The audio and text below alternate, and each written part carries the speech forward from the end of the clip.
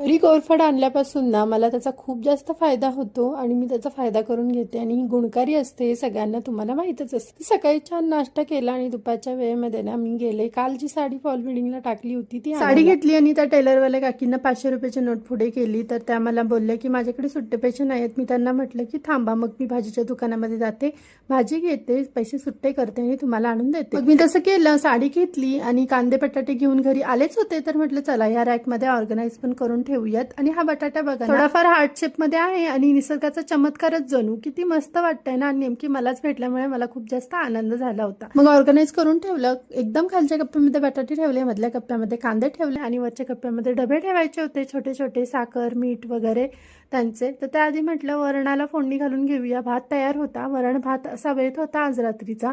इकडे वरणाला फोडणी दिली आणि तिकडे पापड पण तळून घेतले, बनवून झालं। आणि माझ्या किचन मध्ये टेबल आहे, टेबलवरच सगळे मी मोठे मोठे डबे वगैरे ठेवले, तर ते पण व्यवस्थित लावून ठेवले आणि मग अशी कांदे बटाटे भरल्याचं रॅक सुद्धा तिथंच ठेवला। आणि सकाळीच ना मी कोरफड अशी काढून सकाळी काय ती मी वापरली नाही, मग ते आता स्वच्छ धुवून त्याचा गर काढून एका वाटीमध्ये घेतला आणि त्याच्यामध्ये 2 ड्रॉप कोकोनट ऑइल टाकलं आणि ते छान मिक्स करून चेहऱ्याला लावलं आणि मग रात्रीच्या वेळेस हे लावलं आणि चेहऱ्यावर एक वेगळ्याच प्रकारचा ग्लो येतो। आणि कोरफड ही गुणकारी असते, तुम्हाला सगळ्यांना तर माहितच असेल।